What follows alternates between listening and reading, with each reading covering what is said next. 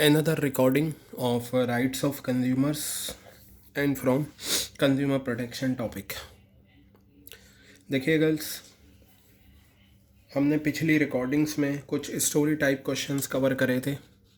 आज फिर हम कवर करने को तैयार हैं और जो मैं क्वेश्चन करूँगा क्वेश्चन नंबर 2, इसे मैं नाम दूंगा अपने असाइनमेंट का क्वेश्चन नंबर 12। ठीक है, क्वेश्चन नंबर 12 में इसे कहूँगा अपनी लिस्ट में, तो सभी ध्यान से देखेंगे। कहा, a case filed in state commission can be री अपील्ड, इसे हटा दो, कैन बी री अपील्ड इन। एक केस जो स्टेट कमीशन में फाइल करा उसे री अपील कहाँ कर सकते हैं? National commission and then to supreme court, national commission only, supreme court nowhere. बेटा आपने पढ़ा होगा district forum, state commission, national commission. अगर नेशनल कमीशन के ऑर्डर को आपको री अपील करना है तो वो सिर्फ नेशनल कमीशन में होगा। ठीक है, तो इसका आंसर आपका बी है। ये था हमारा, इसे मैं क्वेश्चन नंबर असाइनमेंट का 12 कहूँगा, ये आ गया। ठीक है, अब हम बढ़ते हैं अपने अगले क्वेश्चन की तरफ जो पेज नंबर 119 पर है और हमारा ये क्वेश्चन नंबर 22 है यहाँ, लेकिन जो असाइनमेंट में मैंने इसे रखा है वो क्वेश्चन नंबर 13 है, तो मैं इसे 13 कहूँगा। चलिए देखते हैं क्वेश्चन क्या है। कहा, सीमा परचेज्ड एन इलेक्ट्रिक आयरन। सीमा ने एक इलेक्ट्रिक आयरन परचेज करी एक authorised dealer of the manufacturer. Manufacturer का ऑथराइज्ड डीलर था, उससे एक इलेक्ट्रिक आयरन परचेज करी सीमा ने। सीमा ने ISI मार्क चेक करा। आपको पता होना चाहिए इलेक्ट्रॉनिक आइटम्स पे जो चेकिंग मार्क होता है वो ISI होता है। तो सीमा ने ISI मार्क चेक करके क्या करा, आयरन परचेज करी और रिसीट भी ले ली डीलर से। ठीक है, अब सीमा के पास वो आयरन आ गई। उसकी एक फ्रेंड थी गीता, उसे एक इलेक्ट्रिक शॉक लगा जब वो इस इलेक्ट्रिक आयरन को यूज़ कर रही थी और काफ़ी इंजरीज़ हुई, सीवर इंजरीज़ उसके हाथ में। Okay, Gita decided to file a complaint against the manufacturer for a claim of ₹1 lakh. Gita ने डिसाइड करा कि वो कंप्लेंट करेगी मैन्युफैक्चरर के अगेंस्ट में 1 लाख रुपए का क्लेम। ओके, अब क्वेश्चन देखिए क्या है। Can Gita file a complaint against the manufacturer? क्या गीता मैन्युफैक्चरर के अगेंस्ट में कंप्लेंट फाइल कर सकती है? इसका आंसर यस और नो में आपको देना होगा।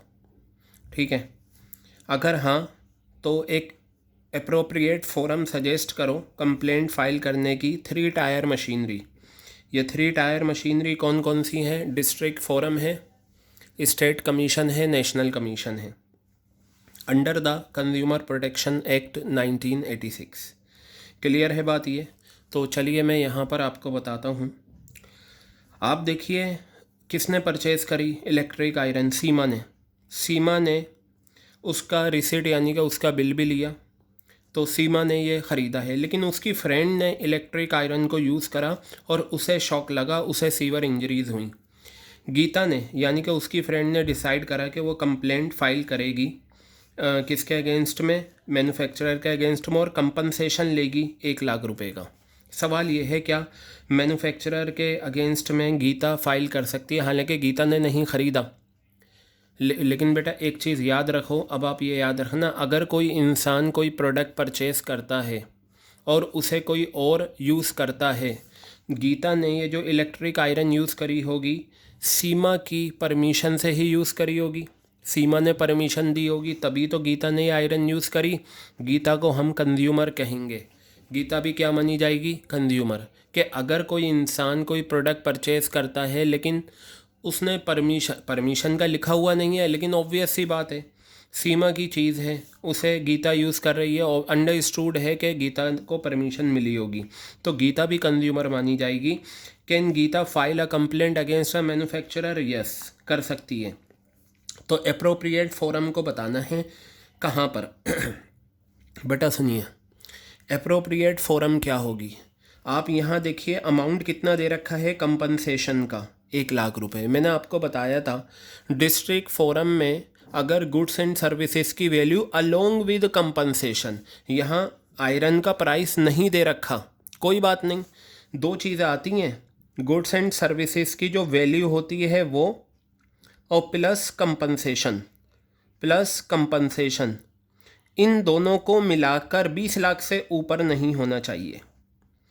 Goods and services along with compensation, इन्हें मिलाकर 20 लाख से ऊपर नहीं होना चाहिए। अगर ऐसा है तो डिस्ट्रिक्ट फोरम में हम कंप्लेंट फाइल कर सकते हैं। तो यहाँ अप्रोप्रिएट फोरम क्या है, डिस्ट्रिक्ट फोरम, क्योंकि अमाउंट 1 लाख रुपए है, यानी कि 20 लाख से कम है। तो ये था हमारा क्वेश्चन नंबर 13। अब हम आगे की तरफ बढ़ते हैं और अपना नेक्स्ट क्वेश्चन देखते हैं कि हमारा नेक्स्ट क्वेश्चन क्या है।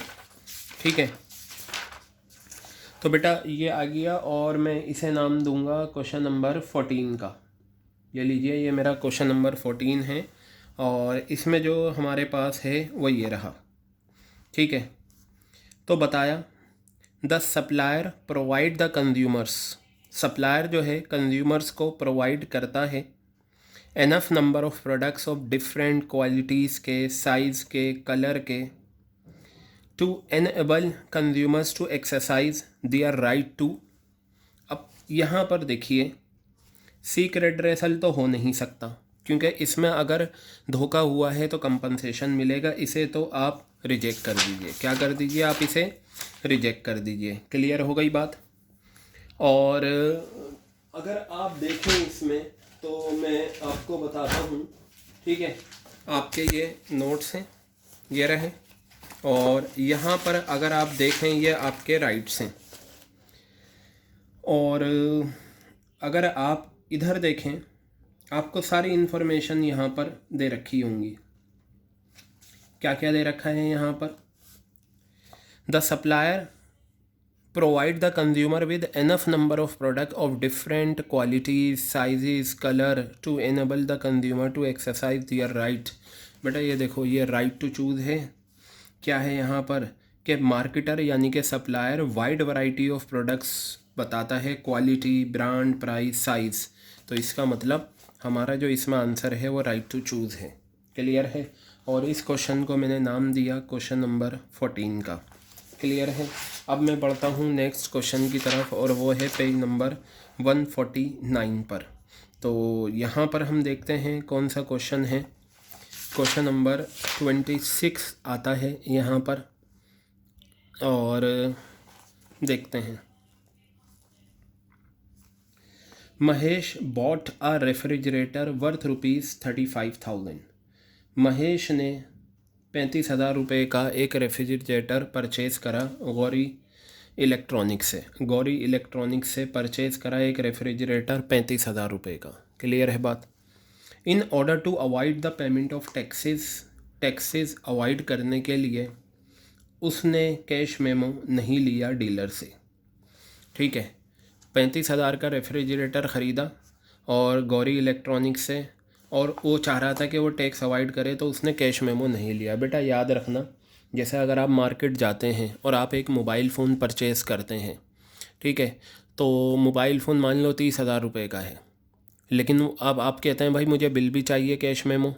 वो कहेगा अगर आपको बिल चाहिए तो 18% टैक्स लग जाएगा, यानी कि 30,000 का 18% जितना भी बनता है, तकरीबन आपका 5,000 से ऊपर का अमाउंट, तो वो 35,000 कुछ का पड़ेगा मोबाइल फ़ोन। तो कई सारे परचेज़र ये कहते हैं ठीक है बिल मत दो, हमें मोबाइल दे दो। वही चीज़ यहाँ पर हुई कि टैक्स को अवॉइड करने के लिए उसने कैश मेमो नहीं लिया। बिफोर बिगनिंग टू यूज़, यानी कि रेफ्रिजरेटर को इस्तेमाल करने से ही पहले, he did not bother to read the instruction manual, उसने इंस्ट्रक्शन मैनुअल जो बुकलेट मिलती है उसे पढ़ना भी ज़रूरी नहीं समझा। इमीडिएटली आफ्टर 2 मंथ्स, 2 महीने के बाद रेफ्रिजरेटर ने सम डिफेक्ट्स डेवलप करना शुरू कर दिया, हालांकि ये वारंटी में है। Still the dealer refuse to entertain his complaint, warranty में है लेकिन डीलर ने एंटरटेन करने से मना कर दिया उसकी कंप्लेंट। उसने एक लॉयर को अप्रोच करा केस फाइल करने के लिए, लेकिन उसने भी मना कर दिया कि उसके पास कैश मेमो नहीं है। यहाँ पर पूछा do you think Mahesh was a responsible consumer, आप कहेंगे no, Mahesh is not a responsible consumer, give reason by quoting the line.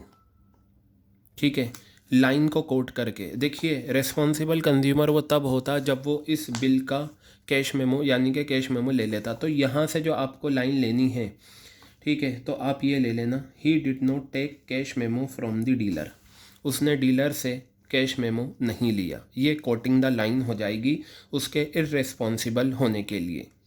Clear हो गई बात। ये आगे बताया अथॉरिटी बताओ, अथॉरिटी का मतलब या तो डिस्ट्रिक्ट फोरम या स्टेट कमीशन या नेशनल कमीशन। आप अथॉरिटी बताओ कंज्यूमर प्रोटेक्शन एक्ट के अकॉर्डिंगली जहाँ पर उसकी complaint could have been filed by Mahesh had he been a responsible, अगर वो रेस्पॉन्सिबल कंज्यूमर होता। लैंग्वेज को पढ़िए, हालांकि यहाँ पर कहा है कि अथॉरिटी का नाम बताओ जहाँ पर उसकी कंप्लेंट फाइल की जा सकती थी महेश के द्वारा, had he been a responsible consumer, अगर वो रेस्पॉन्सिबल कंज्यूमर होता तो वो कैश मेमो भी लेता और अमाउंट 35,000 रुपये है तो वो डिस्ट्रिक्ट फोरम में केस फाइल कर सकता था। ठीक है, डिस्ट्रिक्ट फोरम इसका आंसर आता। State any two remedies that could have been made available to an aggrieved responsible consumer. Remedies वाला टॉपिक आपके पास है, आपने पढ़ी है रेमेडीज़, ये रहीं, इनमें से कोई सी भी दो रेमेडीज़ आप, ये रहीं रिलीफ या रेमेडीज़, आप कोई सी भी दो बता सकती हैं। क्लियर हो गई बात ये। ठीक है, तो बेटा ये है आपका क्या क्वेश्चन नंबर आपका 15 असाइनमेंट का, और पेज नंबर 149 पर था, ये क्वेश्चन नंबर आपका 15 आ गया।